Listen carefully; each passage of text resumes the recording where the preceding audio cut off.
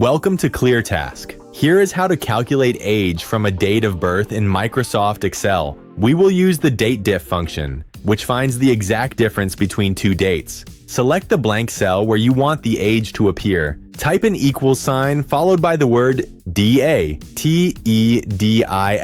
and open a parenthesis. Click the cell containing the date of birth. Let's use cell A2 as our example. Type a comma. Now type the word today, open and close parenthesis, and add another comma.